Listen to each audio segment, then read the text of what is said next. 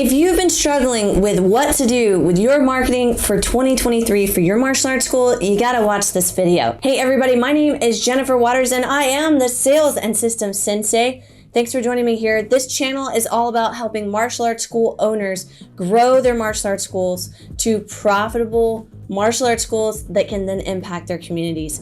And the reason why I know how to do this is because over a decade ago, my family had our own struggling martial arts school. We were just bringing in enough money just to pay the bills, but it wasn't very profitable, which meant our impact was so small in the community.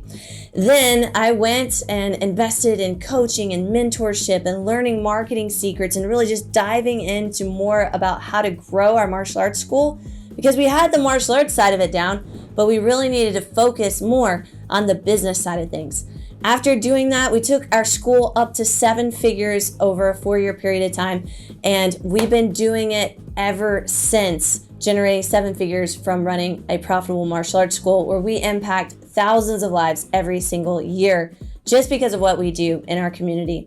So today, what I want to talk to you is about how to develop your own strategy. Now, this is a series, so you definitely want to tune in for all 3 of the following videos after this video. But today in particular, we're going to start with the grassroots, the foundations of what you need to know if you really want to grow your martial arts school in 2023 and have a great impact.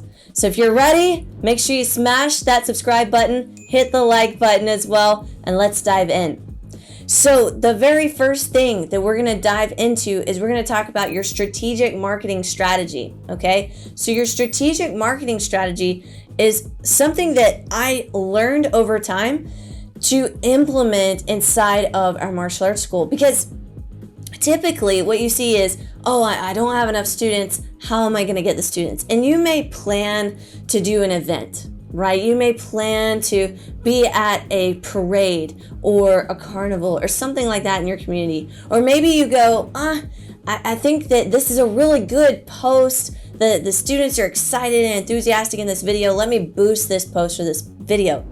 And a lot of times it's very disjointed. I'm doing this one thing here and this other thing here, but it's never congruent and it's never working as a campaign or as a strategy. And the way I like to think about it is, I'm a professional kickboxer, so when I go out and I go in to do a fight, one of the things that I think about is okay, if I'm gonna go fight this opponent, I need a strategy. Is this person more of a clincher? Does this person like to rely on their hands more on their kicks? I know all about my opponent, so I can go out with a strategy to win.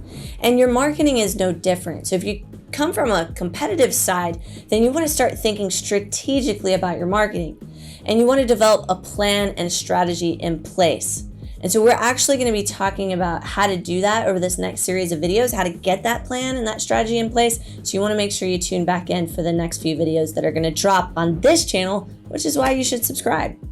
Now, when you're figuring out what this means, like strategic marketing strategy, what does that mean, Jennifer? I like to break it down into 90-day windows, and we call them sprints. And so when you're going through your sprint, you're just laser focused and dialed in on what it is that you want to achieve during those 90 days and then how you're going to do it. So instead of thinking about how many students I want to enroll this month, I want to think about how many students I can enroll over the next 90 days, how many students are going to quit, and therefore what my net gain or my net loss is going to be on students, which then impacts your overall gross revenue and of course your profitability.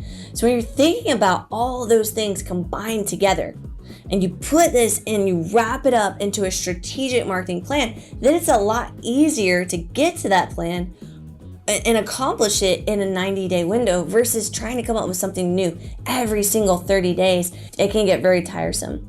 So the second thing that I would like to see you do is really get specific when it comes to your paid social media as well as it ties into this strategic plan. So when you do social media and you involve the paid aspect of it, when I'm working with my clients inside of our 7-Figure Dojo program, one of the things that I ask them is, hey, have you ever done any paid ads before? Walk us through what that looks like. And most of the time, most martial arts school owners say one of two things. Yes, I did it and it didn't work. Or yes, I paid a company and it worked for a little while, but then it died off. that's typically what it is. And occasionally I get people that are like, no, I've never done social media paid advertising, but most everybody's dug into hitting boost post on your phone, or maybe you had somebody that was like, hey, I can run ads for you, and they volunteered and they ran your ads. Most people fall on that side of things nowadays. So what I find is when we start working with our clients, one of the things that we do is we incorporate their ads into their strategic marketing plan for that 90-day window. So we're getting some traction there. And what I would really like to do is see people switch from just trying to do boosted posts to doing targeted campaigns that are managed by, if you're trying to do this yourself, which back in the day I used to do for myself, until I brought on the team, and then the team knew exactly what my vision was, and then we started incorporating that, and then I let my clients borrow my team as well to be able to run their ads. So that's kind of how it evolved. But essentially what we do is we get in and we go, okay, what's the strategic plan and how can we help our clients or you get better results by social media ads that then tie into that.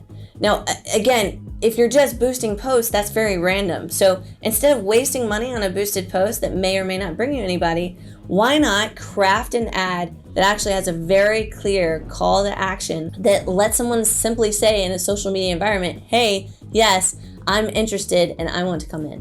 Why not do that instead? And that's what I recommend. Now, the third thing that you're going to want to do as part of your strategic marketing opportunity, besides one, figuring out I need a strategic marketing plan, and two, I need to involve social media, I don't want you to forget about the grassroots efforts that will work really well for this dynamic that brings the community together.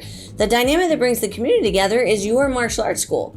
So if you can get in the community, reinforce all the great things that you're doing to help people, with their weight loss goals, or whether it's personal discipline, or maybe for kids for focus or for confidence, any of those things, if you can reinforce that, get into the local area. Now what you can do is you can really, really start having a big impact in your community and being known as the place to go.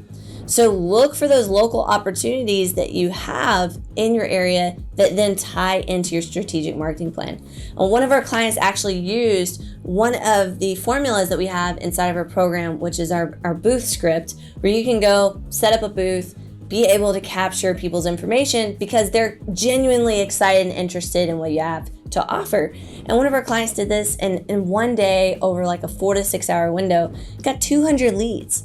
I mean, you could spend hundreds or thousands of dollars at this point with the rising cost of social media ads to get 200 leads. So instead, our client went and augmented their ongoing social media with this local presence. And then what ended up happening is they got a ton of leads and they got a lot of new enrollments. So to wrap this thing up, number one, you got to get very clear on what your strategy is.